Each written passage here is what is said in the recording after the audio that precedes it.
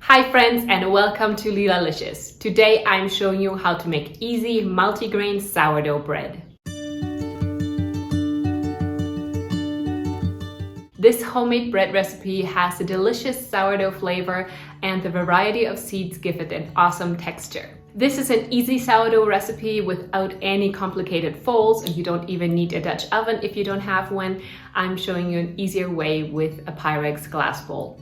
And if you don't maintain a sourdough starter, there's even an option to make it with instant yeast. To leaven the bread and to give it that distinctive sourdough flavor, we need 50 grams of active sourdough starter. To get that, I stir together 25 grams of filtered water and 10 grams of sourdough discard or starter. And then add 25 grams of flour. Stir everything up until well combined, and then let this mixture sit for 6 to 10 hours until it's all active and bubbly. If you don't keep any sourdough starter or discard, you can still make this recipe by replacing the 50 grams of sourdough starter with half a teaspoon of instant yeast.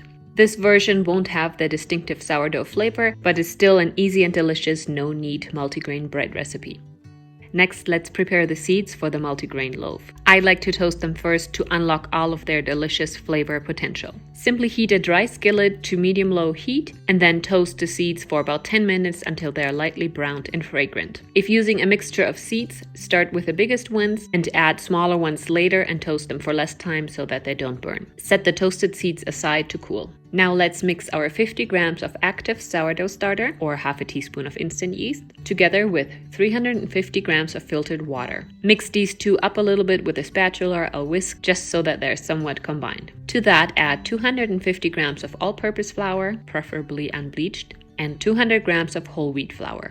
Next, we need 9 grams of salt, and then add the 50 grams of toasted and cooled seeds. Use a spatula or wooden spoon to bring all of the ingredients together until they're evenly combined and form a cohesive dough. We don't need to knead the dough, just mix it up until there's no more patches of dry flour left. Then cover your bowl with a lid or towel and set it aside to ferment overnight for 12 to 18 hours.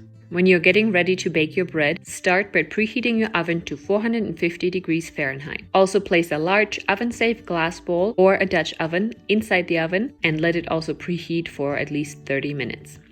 Now we need a big piece of parchment paper. Cover the surface of the parchment paper with a generous sprinkling of flour, and then turn out the bread dough onto the floured parchment paper. Scrape it out gently with a spatula, and then use the same spatula or your own wet hands to gently bring the dough together into a ball shape. Now take out the preheated glass bowl or Dutch oven and place it on a trivet. Lift up the parchment paper with the multigrain bread dough and place it inside of the preheated bowl.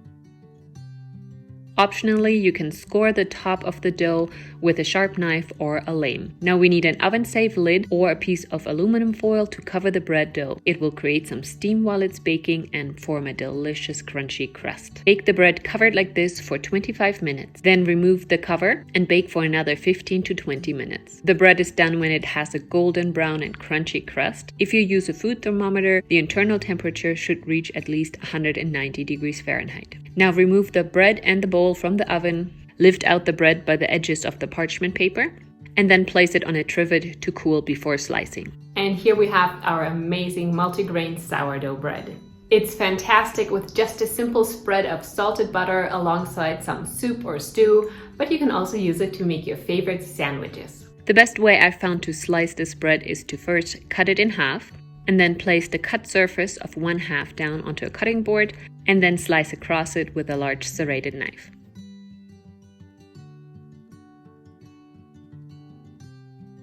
Thank you so much for watching and baking along with me. Please subscribe to my channel. I really appreciate having you here. Also, please like and share this video and leave me a comment letting me know what you think of this recipe. See you in my next video. Bye for now.